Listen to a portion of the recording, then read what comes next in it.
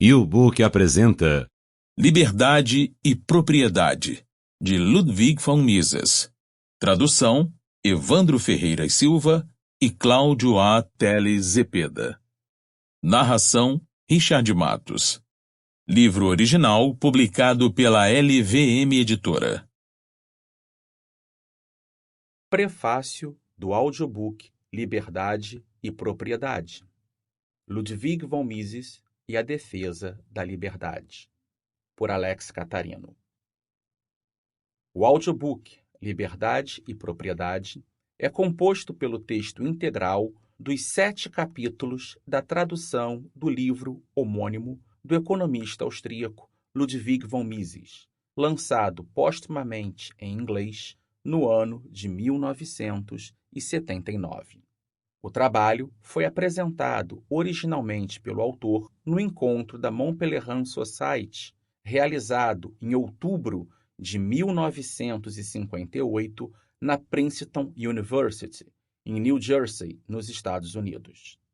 O texto em inglês foi traduzido para o português por Evandro Ferreira da Silva e lançado em 2017 pela LVM Editora em uma edição crítica, na qual foram acrescidos do mesmo autor uma carta para o jornalista Henry Hazlitt sobre o projeto de Friedrich August von Hayek de criar uma sociedade para a defesa dos ideais de liberdade, e os ensaios O papel das doutrinas na história humana e A ideia da liberdade e ocidental, bem como notas explicativas do editor e textos de André Luiz Santa Cruz Ramos, de Georg Guido Husmann, de Friedrich August von Hayek e de Cláudio Teles Zepeda, além da Declaração de Objetivos da Sociedade Mont Pelerin.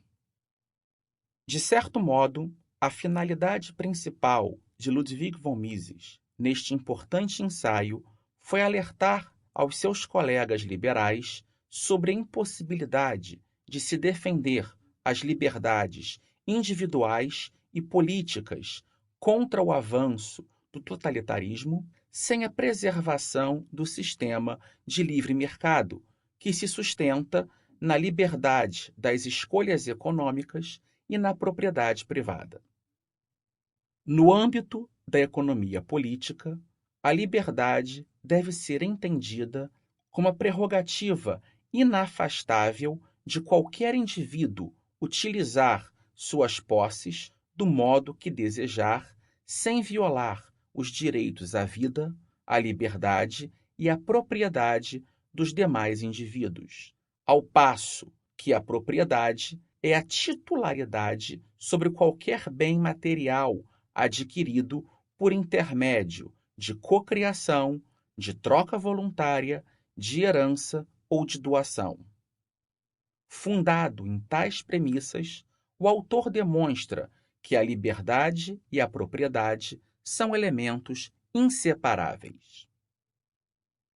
O audiobook Liberdade e Propriedade é o 4º trabalho do economista austríaco disponibilizado na plataforma YouBook, que também já lançou em seu catálogo as 6 lições, A Mentalidade Anticapitalista e Lucros e Perdas. Escrevemos e narramos uma breve apresentação da biografia de Ludwig von Mises e uma exposição geral de suas principais obras em um prefácio para o audiobook As 6 Lições. Aconselhamos muito aos ouvintes que ouçam o audiobook As 6 Lições, por se tratar da obra que melhor sintetiza algumas noções centrais do pensamento misesiano. No audiobook Ludwig von Mises, um tributo a um grande homem de ideias, em seu aniversário de 90 anos, de Bettina Greaves, disponível no YouBook, também podem ser encontradas maiores informações sobre a biografia e o pensamento do ilustre economista liberal. A defesa intransigente da liberdade individual, do livre mercado, da liberdade de expressão e do pensamento livre é característica marcante em todos os escritos de Ludwig von Mises, que foi denominado o último cavaleiro do liberalismo por seu biógrafo Georg Guido Hülsmann. Nenhum outro autor no século XX foi mais incisivo na defesa dos princípios liberais do que o economista austríaco.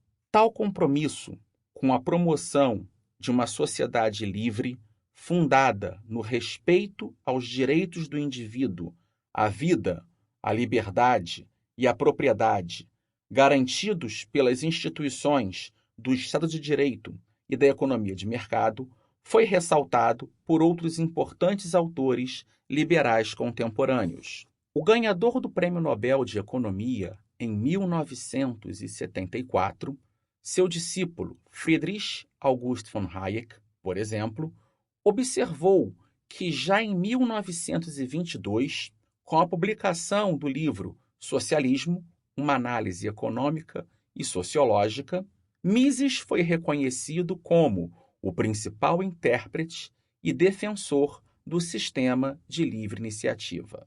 Mesmo tendo acusado Mises de ser intolerante com posições que implicassem na flexibilização dos princípios liberais, em especial a defesa da liberdade econômica e da propriedade privada, o ganhador do Prêmio Nobel de Economia em 1976, o economista norte-americano Milton Friedman, afirmou que Mises fez mais para difundir as ideias fundamentais acerca do livre mercado do que qualquer outro indivíduo.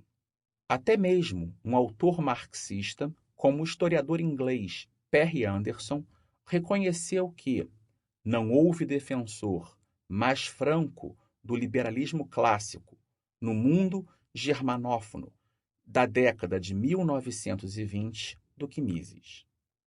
Discípulo dos economistas austríacos Karl Menger e Eugen von Bombawerk, ao dar continuidade aos trabalhos desses seus dois mestres, Ludwig von Mises se tornou o mais importante expoente da Escola Austríaca de Economia.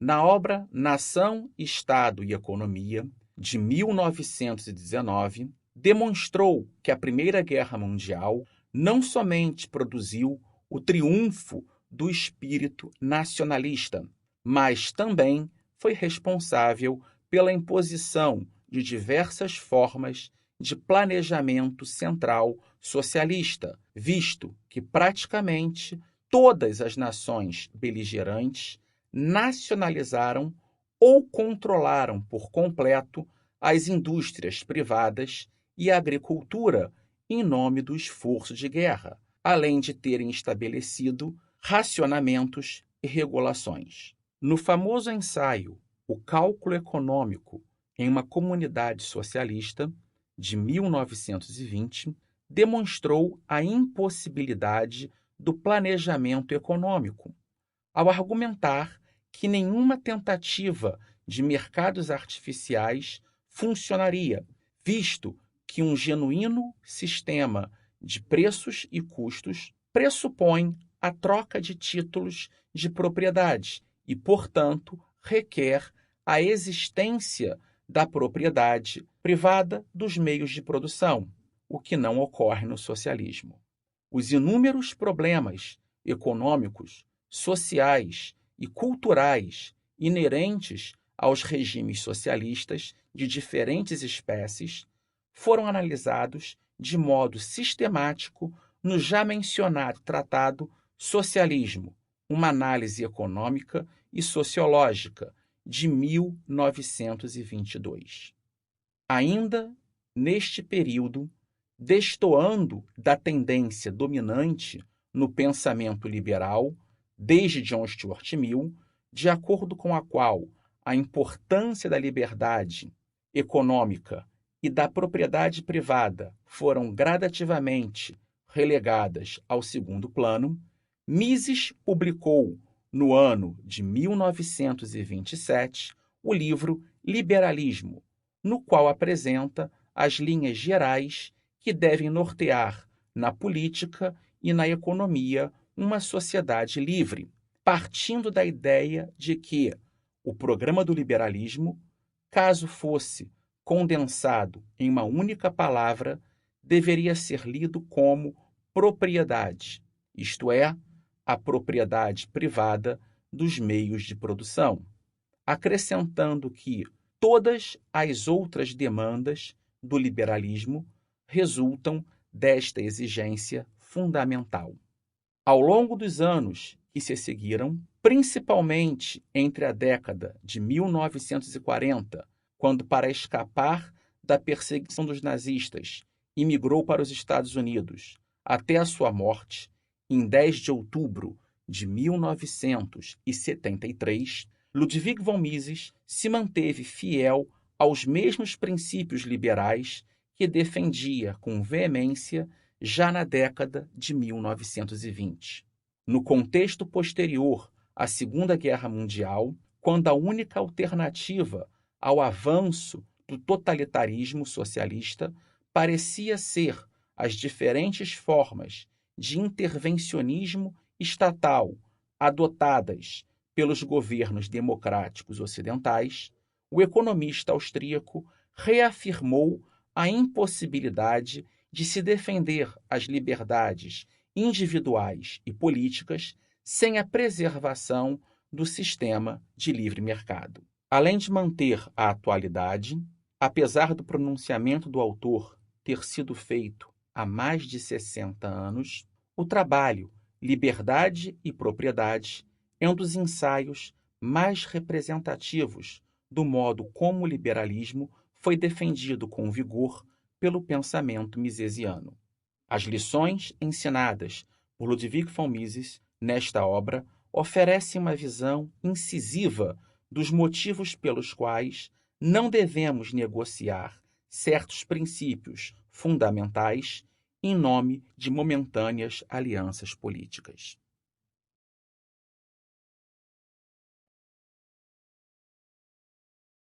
Capítulo 1.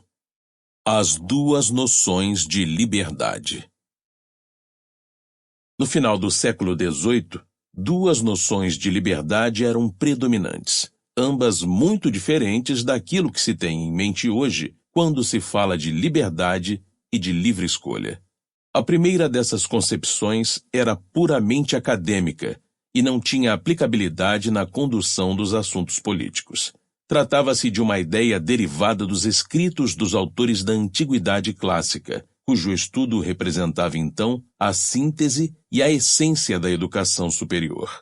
Aos olhos dos autores gregos e latinos, a liberdade não era algo que devesse ser concedido a todos os homens. Era, antes, um privilégio garantido a uma minoria e negado à maioria. Na terminologia de hoje, o que os gregos chamavam de democracia não era aquilo que Abraham Lincoln, 1809-1865, concebia como o governo do povo, mas sim uma oligarquia, isto é, a soberania dos cidadãos dotados de plenos direitos em uma comunidade onde as massas se compunham de metecos ou escravos. Mesmo essa liberdade limitada, após o século IV a.C., não era abordada como uma instituição constitucional concreta pelos filósofos, historiadores e oradores que a viam como herança de um passado irremediavelmente perdido. Lamentava-se o fim daquela era de ouro, mas não se conhecia nenhum método de retorno a ela. A segunda noção de liberdade não era menos oligárquica, embora não se inspirasse em reminiscências literárias. Provinha do interesse dos aristocratas proprietários de terras e, eventualmente, também de seus equivalentes urbanos, em preservar seus privilégios perante o crescente poder dos reis absolutistas. Na maioria das regiões da Europa continental, os príncipes saíram vitoriosos desses conflitos. Apenas na Inglaterra e na Holanda, as famílias nobres do campo e das cidades conseguiram derrotar as dinastias. O que ganharam, porém, não foi liberdade para todos, mas apenas para uma elite, uma minoria da população. Não devemos condenar como hipócritas esses homens do passado, que defendiam a liberdade ao mesmo tempo em que conservavam os impedimentos legais da maioria, até mesmo a servidão, e a escravidão. Eles enfrentavam um problema para o qual não conheciam solução satisfatória. O sistema de produção tradicional era limitado demais para absorver uma população em contínuo crescimento.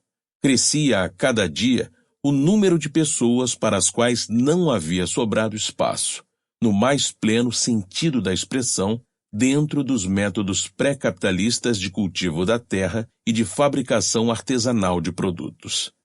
Esses contingentes caíram na miséria e na fome. Passaram a representar uma ameaça à preservação da ordem social vigente e, por um longo período de tempo, ninguém foi capaz de pensar em uma outra ordem, um novo estado de coisas, que fosse capaz de alimentar esses pobres coitados. Conceder-lhes plenos direitos civis estava fora de questão, e compartilhar com eles a condução dos assuntos políticos era mais inconcebível ainda. O único expediente que os governantes conheciam era silenciá-los por meio da força. Capítulo 2. A liberdade e o capitalismo. O sistema de produção pré-capitalista era restritivo. Historicamente, seu fundamento eram as conquistas militares. Os reis vitoriosos haviam outorgado a terra a seus paladinos, e esses aristocratas eram senhores no sentido literal da palavra, pois seu sustento não dependia de consumidores que comprassem ou se abstivessem de comprar produtos em um mercado. Por outro lado, eles próprios eram os principais consumidores das indústrias de processamento que se organizavam corporativamente sob a forma de um sistema de guildas. Esse esquema de organização era avesso a inovações. Proibia-se todo e qualquer desvio em relação aos métodos tradicionais de produção. Havia empregos apenas para uma quantidade limitada de pessoas, mesmo na agricultura ou no artesanato. Sob essas condições, para usar as palavras de Thomas Malthus, 1766-1834, muitas vezes um homem acaba descobrindo que no grande banquete da natureza não há talher posto para ele, e que a natureza o intima a sair. Mesmo assim, alguns desses párias conseguiram sobreviver, geraram filhos, e assim fizeram com que o número de destituídos crescesse irremediavelmente mais e mais. Mas então veio o capitalismo. Costuma-se frisar as inovações radicais que esse sistema trouxe com a substituição dos métodos utilizados pelos artesãos em suas fábricas mais primitivos e menos eficientes pela fábrica mecanizada. Esta é, contudo, uma visão bastante superficial. O traço característico do capitalismo, aquele que o distingue dos métodos de produção pré-capitalistas, é seu novo princípio mercadológico. O capitalismo não é simplesmente a produção em massa, mas a produção em massa para satisfazer as necessidades das massas. As artes e os ofícios dos bons e velhos tempos buscaram, quase exclusivamente, satisfazer os desejos dos mais abastados. As fábricas, no entanto, produziam mercadorias baratas para o povo. Tudo o que produziam era projetado para servir as massas, os mesmos estratos sociais que nelas trabalhavam. Elas serviam a essas pessoas fornecendo-lhes mercadorias, seja diretamente, seja indiretamente, ao exportarem mercadorias, garantindo assim o fornecimento de alimentos e de matéria-prima provenientes do exterior. Esse princípio mercadológico era a marca essencial do capitalismo primitivo e continua sendo a do capitalismo atual. Os próprios empregados são os clientes que consomem a maioria esmagadora das mercadorias produzidas. São eles o cliente que tem sempre a razão. O seu comprar ou não comprar é que determina o que deve ser produzido, em que quantidade e de que qualidade. Ao comprarem o que mais lhes convém, eles fazem com que algumas empresas lucrem e se expandam, ao mesmo tempo em que causam prejuízos e a retração de outras. Desse modo, transferem continuamente o controle dos fatores de produção para as mãos dos empresários mais capazes de satisfazer suas necessidades. No capitalismo, a propriedade privada dos meios de produção tem função social. Por sua vez, os empreendedores, capitalistas e proprietários de terras são, por assim dizer, mandatários dos consumidores e seu mandato é revogável. Para ser rico, não basta que o indivíduo tenha um dia poupado e acumulado capital. É preciso que ele o reinvista incessantemente e da maneira que melhor coincida com os desejos dos consumidores. O processo de mercado é um plebiscito diariamente repetido e exclui das fileiras dos que lucram aqueles que não empregam sua propriedade de acordo com os comandos do povo. A empresa privada, que é essa entidade que é alvo do ódio fanático de todos os pretensos intelectuais e de todos os governos contemporâneos, só pode crescer e conservar seu tamanho porque trabalha para as massas. Os negócios dedicados a satisfazer aos luxos de uns poucos jamais veem suas fábricas ultrapassarem um determinado tamanho. A grande deficiência dos historiadores e dos políticos do século XIX foi o não terem percebido que os trabalhadores são os principais consumidores dos produtos da indústria. Na visão deles, o assalariado era um homem que labutava apenas para o benefício de uma classe ociosa parasitária. Teorizavam sob a ilusão de que as indústrias haviam usurpado o quinhão dos trabalhadores manuais. Se tivessem prestado atenção às estatísticas, teriam facilmente descoberto o caráter falacioso de sua opinião. A mortalidade infantil declinou, a expectativa média de vida aumentou, a população se multiplicou e o homem médio passou a desfrutar de amenidades com que nem mesmo os ricos de outras épocas sonhavam. Entretanto, esse enriquecimento inédito das massas era um mero subproduto da Revolução Industrial. Sua principal conquista foi a transferência da supremacia econômica dos proprietários de terra para a totalidade da população. O homem comum não era mais um lacaio que tinha de se satisfazer com as migalhas que caíam da mesa dos ricos. As três classes marginalizadas, tipicamente características da era pré-capitalista, os escravos, os servos e aqueles que a bibliografia patrística e escolástica, bem como a legislação britânica dos séculos XVI ao XIX chamavam de pobres, desapareceram. Seus filhos, nesse novo cenário, tornaram-se não apenas trabalhadores livres, mas também clientes. Essa mudança radical refletiu-se na ênfase que os homens de negócio passaram a dar aos mercados. Acima de tudo, um negócio necessita de mercados. Sempre. Esse era o mote do empreendimento capitalista. E mercados são sinônimo de patrocinadores, compradores, consumidores. Em um sistema capitalista, há apenas um caminho para a riqueza: servir melhor aos consumidores e oferecer-lhes produtos mais baratos que os dos outros. Dentro da empresa e da fábrica, o proprietário ou nas corporações o presidente, que é o representante dos acionistas, é quem manda. Esse domínio, no entanto, é apenas aparente e condicional, pois sujeita-se à supremacia dos consumidores. O consumidor é o soberano. É ele o verdadeiro chefe. O fabricante está liquidado se não superar os concorrentes e servir melhor aos consumidores. Essa grande transformação econômica foi o que mudou a face do mundo. Em consequência dela, o poder político passou rapidamente das mãos de uma minoria privilegiada para as mãos do povo. Ao sufrágio industrial, seguiu-se o sufrágio universal.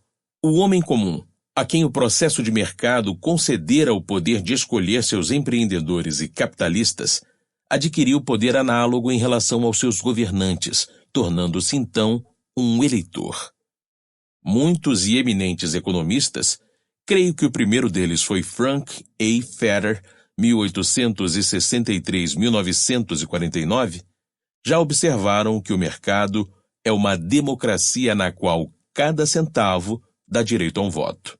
Seria mais correto dizer que esse sistema no qual o povo governa por meio de representantes é uma tentativa de organizar os assuntos constitucionais segundo o modelo mercadológico. Esse projeto, no entanto, nunca chega a se concretizar plenamente, pois no campo da política sempre prevalece a vontade da maioria e as minorias tendem a aceitá-la. No processo de mercado, por outro lado, as minorias também têm vez, desde que não sejam diminutas ao ponto de se tornarem insignificantes.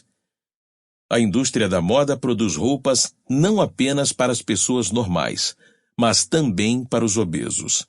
O mercado editorial publica não apenas livros de aventura no Velho Oeste e histórias policiais, mas também obras para os leitores mais exigentes. Há ainda uma segunda diferença importante. Na esfera política, o indivíduo ou um pequeno grupo de indivíduos não tem meios de desobedecer à vontade da maioria. Por outro lado, no campo intelectual, a propriedade privada torna possível o rebelar-se. O rebelde, verdade, tem de pagar um preço por sua rebeldia. Não há prêmio neste mundo que possa ser ganho sem sacrifícios. Mas se estiver disposto a pagar o preço, o indivíduo está livre para desviar-se da ortodoxia ou neo-ortodoxia vigente. Em um sistema socialista, quais teriam sido as condições de vida de hereges como Soren Kierkegaard, 1813-1855, Arthur Schopenhauer, 1788-1860, Thorstein Veblen, 1857-1929, ou Sigmund Freud, 1856-1939. E para pessoas como Claude Monet, 1840-1926, Gustave Courbet, 1819-1877, Walt Whitman, 1819-1892, Rainer Maria Rilke, 1875-1926, ou Franz Kafka, 1883-1924. Em todas as épocas do passado, os criadores de novas formas de pensar e agir só puderam atuar porque a propriedade privada tornava possível o desrespeito aos usos da maioria. Poucos desses parasitas gozavam de independência financeira suficiente para que pudessem forçar os governantes a adotarem as opiniões da maioria. Mesmo assim, em meio ao clima público de liberdade econômica então em gestação, encontraram pessoas dispostas a ajudá-los e apoiá-los. O que teria sido de Karl Marx, 1818-1883, por exemplo, sem seu patrono, Friedrich Engels, 1820-1895, empresário do setor industrial. Capítulo 3. A soberania dos consumidores e a preservação da liberdade. O que corrompe inteiramente a crítica dos socialistas ao capitalismo é a sua incapacidade de perceber a soberania dos consumidores na economia de mercado.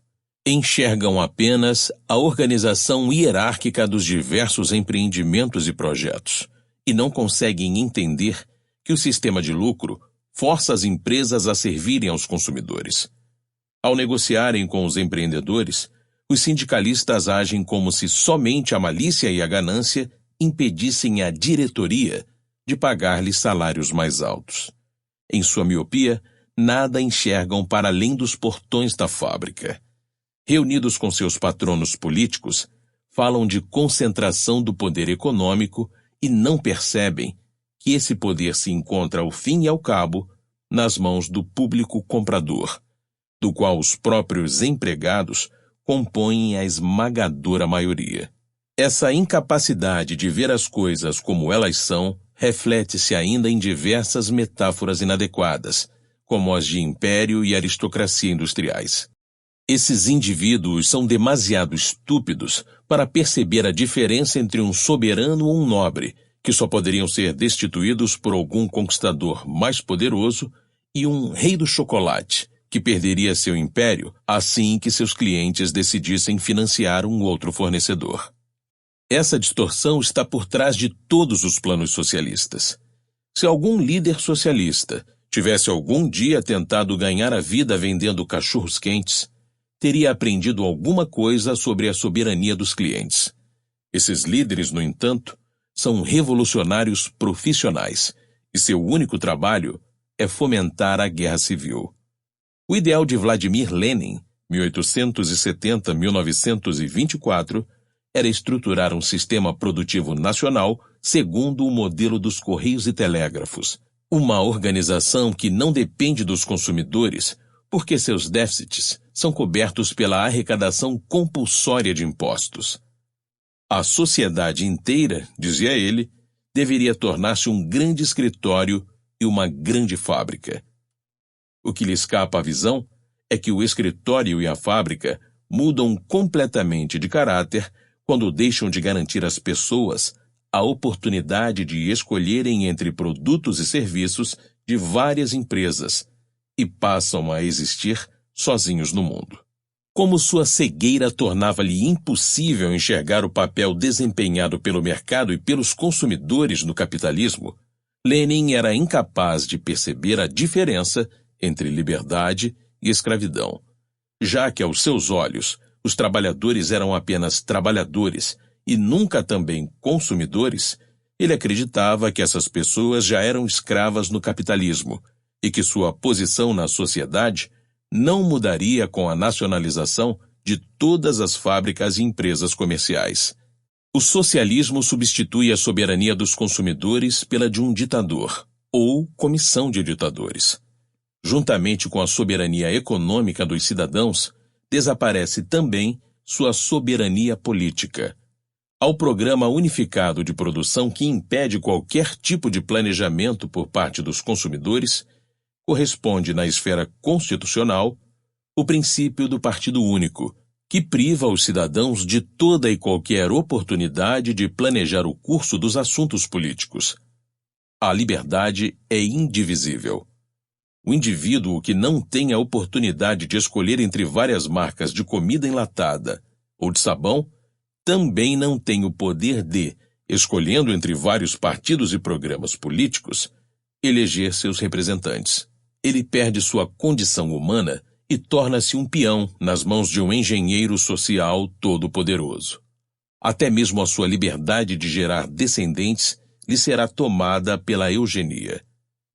Os líderes socialistas, é claro, costumam nos garantir que a tirania ditatorial deve durar apenas pelo período de transição do capitalismo e do governo representativo ao paraíso socialista, onde os desejos e as necessidades de todos serão plenamente satisfeitos. Quando o regime socialista estiver suficientemente seguro para aceitar possíveis críticas, conforme nos promete Miss Joan Robinson, 1903-1983, eminente representante da nova escola de Cambridge, até mesmo associações filarmônicas independentes serão permitidas.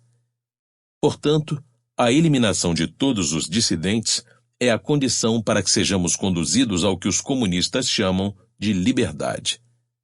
Desse ponto de vista, podemos compreender também o que tinha em mente outro distinto britânico, o Sr. J.G. Crowther, 1899-1983, quando elogiava a Inquisição por beneficiar a ciência ao proteger uma classe em ascensão. Tudo isso tem um sentido muito claro. Quando todos se curvarem docilmente a um ditador, não haverá mais nenhum dissidente para eliminar. Calígula, 1241, Tomás de Torquemada, 1420-1498, e Maximilien de Robespierre, 1758-1794, teriam concordado com essa solução. Os socialistas arquitetaram uma verdadeira revolução semântica em que os termos se convertem em seus opostos. No vocabulário de sua nova fala, como a chamava George Orwell 1903-1950, encontramos a expressão princípio do Partido Único. Ora, etimologicamente, partido deriva do substantivo parte. Uma parte sem pares não mais difere de seu antônimo, o todo. Torna-se idêntica a ele. Um partido sem pares não é um partido. O princípio do Partido Único é, na verdade, um princípio da inexistência de partidos. É a suspensão de todo tipo de oposição.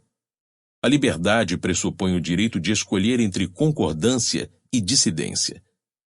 Em Nova Fala, entretanto, significa o dever de concordar com a proibição incondicional e estrita de toda e qualquer dissidência.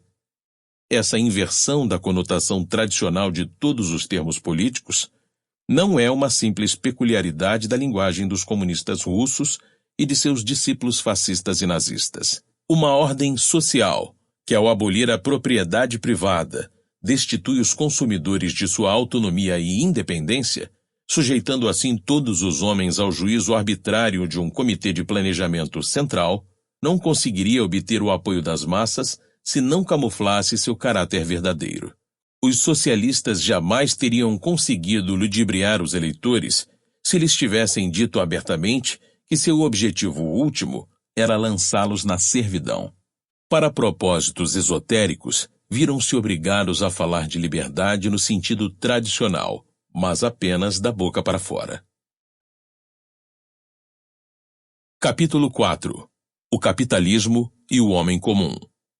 Nas discussões esotéricas entre os círculos internos da grande conspiração, a coisa era diferente. Ali os iniciados não dissimulavam suas intenções com respeito à liberdade. Em sua opinião, a liberdade foi certamente um traço positivo do passado no quadro da sociedade burguesa, pois lhe concedeu a oportunidade de embarcar em seus planos. Uma vez, porém, que o socialismo tenha triunfado, não há mais nenhuma necessidade de liberdade de pensamento e autonomia de ação da parte dos indivíduos. Quaisquer transformações ulteriores só podem representar desvios em relação ao estado perfeito a que a sociedade se alçou quando recebeu a dádiva do socialismo. Em tal situação, seria simplesmente insensato tolerar divergências. A liberdade, segundo o bolchevique, é um preconceito burguês. O homem comum não possui ideias próprias, não escreve livros, não concebe heresias e não inventa novos métodos de produção. Quer apenas aproveitar a vida. Para ele, os interesses de classe dos intelectuais que ganham a vida como dissidentes e inovadores profissionais não fazem nenhum sentido. Esta é certamente a mais arrogante declaração de desprezo pelo cidadão comum jamais concebida. Não há necessidade de discuti-la, pois não se trata de saber se o homem comum é capaz de tirar vantagem da liberdade de pensar, expressar-se ou escrever livros. Trata-se de saber se o letárgico cidadão preso à sua rotina se beneficia da liberdade assegurada àqueles que o excedem em matéria de inteligência e força de vontade. O homem comum pode olhar com indiferença e até desdém para os assuntos desses indivíduos. No entanto, compraz-se em gozar de todos os benefícios que os empreendimentos dos inovadores colocam à sua disposição. Falta-lhe a capacidade de compreender certos assuntos que, a seus olhos, não passam de perda de tempo. Mas assim que os homens de negócios transformam seus pensamentos e suas teorias em empreendimentos cujo objetivo é satisfazer-lhe certos desejos latentes, a primeira coisa que ele faz é adquirir os novos produtos. O homem comum é, sem dúvida, o principal beneficiário de todas as descobertas da ciência e da tecnologia. É verdade que um homem de capacidade intelectual mediana não tem chances de ascender à posição de um dono de indústria. Mas a soberania que o mercado lhe confere no âmbito econômico estimula os tecnólogos e empreendedores a converterem para o seu uso todas as descobertas da pesquisa científica. Esse fato só escapa à percepção de pessoas cujo horizonte intelectual não ultrapassa a organização interna da fábrica e que não percebem o que move os homens de negócios. Os admiradores do sistema soviético não se cansam de repetir que a liberdade não é o bem supremo e que não vale a pena tê-la se isso implicar a percepção da pobreza. Sacrificá-la em prol da riqueza das massas é, a seu ver, algo perfeitamente justificável. Porém, exceto por alguns individualistas insubordinados que não conseguem adaptar-se às maneiras de seus colegas normais, todos os russos, estão perfeitamente felizes. Resta saber se essa felicidade é partilhada também pelos milhões de camponeses ucranianos que morreram de fome, pelos prisioneiros dos campos de trabalho forçado e pelos líderes marxistas eliminados em operações de expurgo. Ademais, não podemos ignorar o fato de que o padrão de vida da população era incomparavelmente melhor nos países livres do Ocidente do que no Oriente comunista. Ao abrirem mão da liberdade como preço a pagar pela aquisição da prosperidade, os russos fizeram um mau negócio. Hoje, não possuem nenhuma das duas.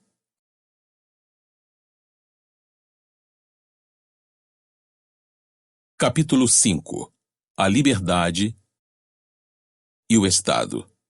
A filosofia romântica desenvolveu-se sob a ilusão de que, nos primórdios da humanidade, os indivíduos eram livres e que o decurso da evolução histórica os destituiu de sua liberdade primordial.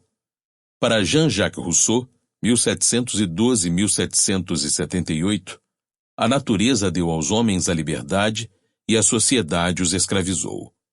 Na verdade, o homem primitivo estava à mercê de qualquer um de seus semelhantes, que fosse mais forte que ele e, consequentemente, capaz de arrancar-lhe seus escassos meios de subsistência. Não há, na natureza, nada a que se possa dar o nome de liberdade. O conceito de liberdade refere-se sempre às relações sociais entre os seres humanos. A sociedade, de certo, é incapaz de realizar o conceito ilusório da absoluta independência individual. No âmbito social, todo indivíduo depende da contribuição que os outros estejam dispostos a dar para o seu bem-estar, em troca da contribuição que ele mesmo ofereça pelo bem-estar dos outros. A sociedade consiste basicamente no intercâmbio de serviços. Os indivíduos, na medida em que tenham a oportunidade de escolher, são livres. Se são forçados pela violência ou pela ameaça de violência a render-se aos termos de uma troca, não possuem liberdade. O escravo não é livre precisamente porque seu dono é quem lhe atribui suas tarefas e determina o que ele irá ganhar se as cumprir. No que diz respeito ao aparato de repressão e coerção que é o Estado, não se pode falar de liberdade. O governo é, essencialmente, a negação da liberdade. É o recurso à violência ou a ameaça de empregá-la para fazer todas as pessoas obedecerem às ordens dos governantes. Em todo o âmbito de sua jurisdição, o que existe é coerção, não liberdade. O Estado é uma instituição necessária. É o meio que torna possível que o sistema social de cooperação funcione corretamente, sem ser perturbado por atos violentos da parte de malfeitores, sejam estes internos ou estrangeiros. O governo não é, como se costuma dizer, um mal necessário. Não é um mal, mas sim um meio, o único de que dispomos para tornar possível a coexistência humana pacífica. Mas é o oposto da liberdade. É sinônimo de bater, aprisionar, enforcar. Tudo o que um governo faz é, em última instância, garantido pela ação de agentes armados. Se ele administra, por exemplo, uma escola ou um hospital, o dinheiro necessário é arrecadado sob a forma de impostos, isto é, de pagamentos extraídos compulsoriamente dos cidadãos. Se atentarmos para o fato de que, sendo a natureza humana tal como é, não pode haver civilização nem paz sem a operação do aparato estatal do exercício da violência, podemos considerar o governo a mais benéfica das instituições humanas. Mesmo assim, permanece o fato.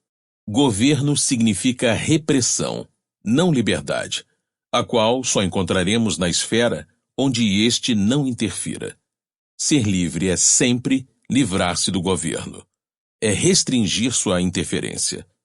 A liberdade só prevalece nas áreas em que os cidadãos tenham a oportunidade de escolher a maneira como querem proceder.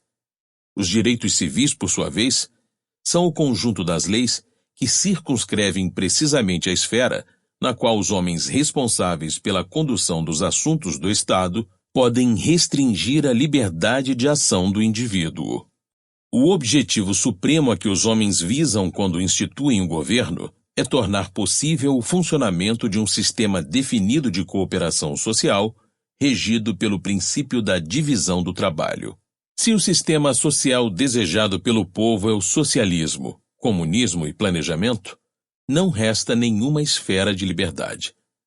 Nesse caso, todos os cidadãos estão sujeitos às ordens do governo com respeito a todos os assuntos. O Estado é total, o regime é totalitário. O governo, e somente ele, planeja e força todos os indivíduos a comportarem-se de acordo com seu plano único. Em uma economia de mercado, os indivíduos são livres para escolher como querem integrar-se no quadro da cooperação social. Até onde a esfera das relações de troca no mercado se estende, aí existe ação espontânea por parte dos indivíduos.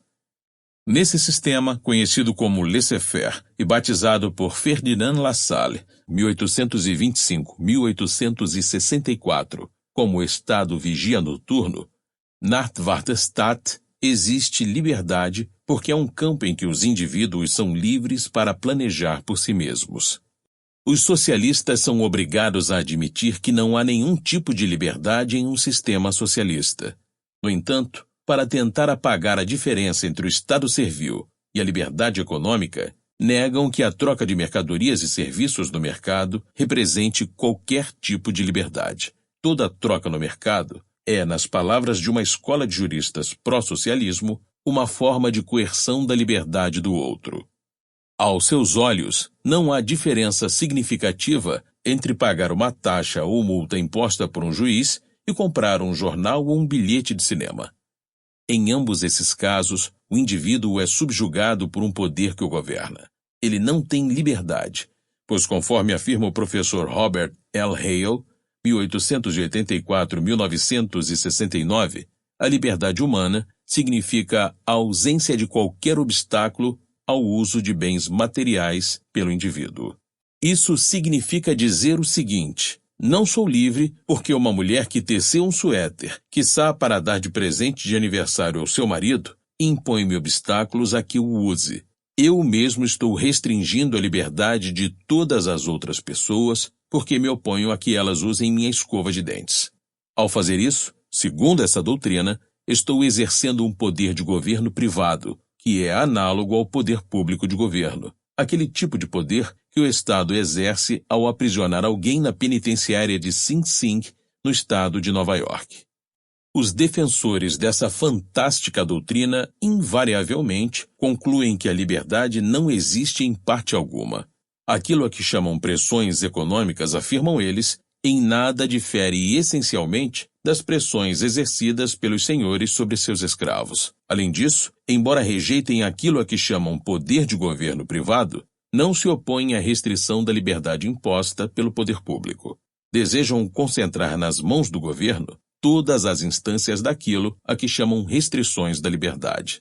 Por fim, atacam a instituição da propriedade privada, bem como as leis que, segundo afirmam, estão sempre prontas a fazer valer os direitos de propriedade, isto é, a negar a liberdade a quem quer que deseje agir de modo a violá-los. Uma geração atrás, toda dona de casa preparava a sopa a partir das receitas de sua mãe ou de um livro de receitas. Hoje em dia, muitas preferem comprar uma sopa em lata, aquecê-la e servi-la à família. Pois bem, segundo nossos eruditos doutores, a empresa produtora de enlatados adota uma postura de restrição da liberdade da dona de casa, pois ao pedir que se pague um valor pela lata, impõe um obstáculo a que ela use o produto. Qualquer pessoa que não tenha tido o privilégio de aprender com esses eminentes professores, diria que o produto enlatado foi fabricado pela empresa em questão e que esta, ao fabricá-lo, eliminou o maior dos obstáculos conhecidos a que um consumidor adquira e use uma lata de sopa: sua inexistência. A mera essência de um produto não pode beneficiar ninguém se esse produto não existir. Mas isso está errado, dizem os professores. A corporação domina a dona de casa, destrói sua liberdade individual através de uma concentração excessiva de poder sobre ela, e é dever do Estado prevenir uma agressão tão brutal. As corporações devem ser submetidas ao controle do governo. É o que afirma outro integrante desse grupo, o professor Adolf Augustus Berle Jr., 1895-1971, com o apoio da Ford Foundation. Mas por que a nossa dona de casa compra o produto enlatado em vez de manter-se fiel aos métodos da mãe e da avó? Sem dúvida por achar que esse modo de agir é mais vantajoso para ela do que o costume tradicional. Ninguém a forçou a isso. Certas pessoas, atacadistas, publicitários, capitalistas, especuladores, operadores de bolsa de valores, tiveram a ideia de satisfazer um desejo latente de milhões de donas de casa, e para isso, investiram na indústria de enlatados. Da mesma forma, há outros capitalistas igualmente egoístas que, no comando de muitos milhares de outras corporações, fornecem aos consumidores muitos milhares de outros produtos. Quanto mais satisfatoriamente uma empresa serve ao público, mais clientes conquista e mais crescimento experimenta. Entrem na casa de uma família americana e vocês verão por quem funcionam as engrenagens das máquinas. Em um país livre, ninguém é impedido de acumular riqueza, fornecendo ao consumidor melhores produtos e serviços que os já existentes. Para isso só é preciso inteligência e trabalho árduo. A civilização moderna e quase todas as outras, afirmava Edwin Cannon, 1861-1926, o último representante de uma longa linhagem de eminentes economistas britânicos, fundam-se na ideia de tornar as coisas mais agradáveis para quem agrade ao mercado e desagradáveis para quem não consiga agradar-lhe. Toda essa discussão sobre a concentração do poder econômico é vazia. Quanto maior uma corporação, a mais pessoas ela serve, e mais ela depende de agradar aos consumidores, a multidão, as massas. Na economia de mercado, o poder econômico está nas mãos dos consumidores. A alma do negócio capitalista não é a perseverança em um processo de produção que se desenvolveu. Bem ao contrário, é a inovação incessante. São as tentativas diariamente repetidas de aperfeiçoar o que se oferece aos consumidores através de produtos novos, melhores e mais baratos. Qualquer estado efetivo das atividades de produção é meramente transitório. Prevalece sempre a tendência a substituir aquilo que já se alcançou por algo que sirva melhor aos consumidores. As elites se substituem continuamente. O que caracteriza os chamados senhores da indústria é a capacidade de conceber novas ideias e colocá-las em funcionamento. Por maior que seja uma empresa, ela estará condenada a partir do momento em que não lograr renovar-se diariamente, ajustando-se assim da melhor maneira possível para servir aos consumidores. Mas os políticos e os reformadores enxergam apenas a estrutura industrial tal como existe no presente. Criem-se suficientemente espertos para tomar o controle das fábricas tal como elas são hoje e gerenciá-las atendendo às rotinas já estabelecidas. Enquanto o novato ambicioso, que será o magnata de amanhã, já prepara planos para coisas inauditas, tudo o que eles planejam é conduzir os negócios por estradas já batidas. Não há registro de uma só inovação industrial concebida e posta em prática por burocratas. Se não quisermos cair na estagnação, devemos deixar livres as mãos daqueles homens desconhecidos de hoje que possuem inventividade suficiente para conduzir a humanidade adiante, a caminho de condições mais e mais satisfatórias. Na organização econômica de uma nação, esse é o problema principal. A propriedade privada dos fatores materiais de produção não é uma restrição à liberdade dos outros de escolher aquilo que mais lhes convenha. Bem ao contrário, ela é o meio que garante ao homem comum, em sua condição de comprador, a supremacia em todos os assuntos econômicos. É o principal meio de estimular os indivíduos mais empreendedores de uma nação a esforçarem-se, na medida de suas capacidades, a serviço de todos.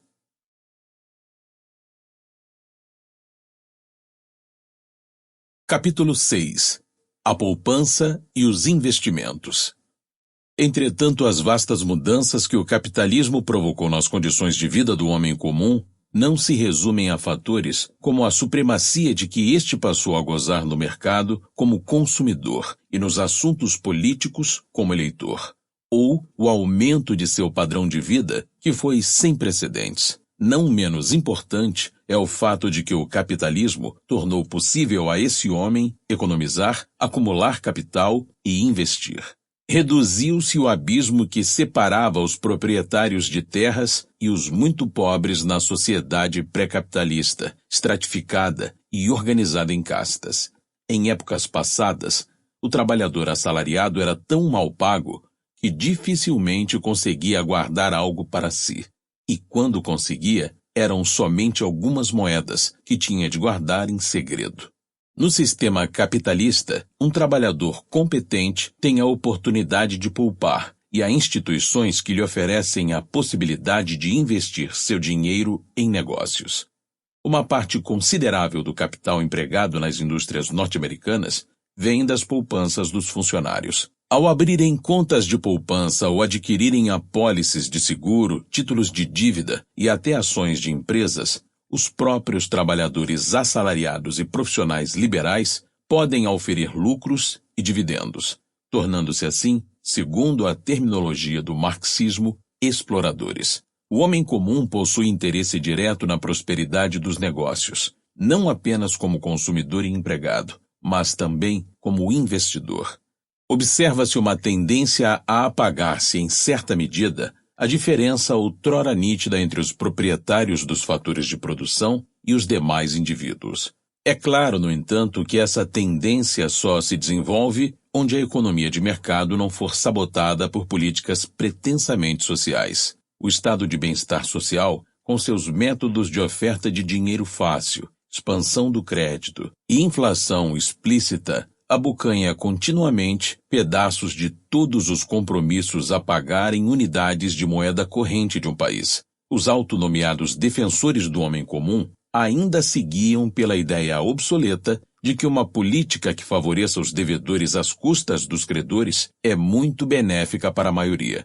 Por serem incapazes de compreender as características essenciais da economia de mercado, tampouco enxergam o fato óbvio de que aqueles a quem pretendem ajudar são credores, quando tomados em sua função de poupadores, proprietários de apólices e detentores de títulos.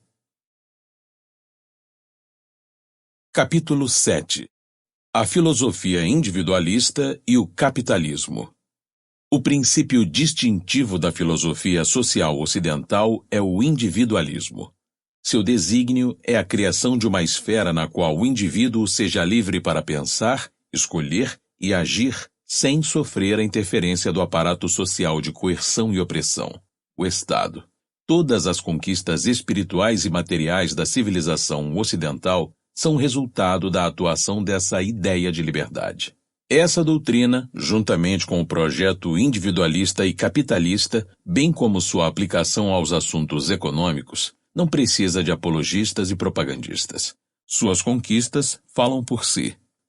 Outra vantagem do capitalismo reside, à parte outras considerações, na incomparável eficiência de seu esforço produtivo. É graças a essa eficiência que a atividade capitalista consegue sustentar uma população em rápido crescimento, proporcionando-lhe um padrão de vida cada vez melhor.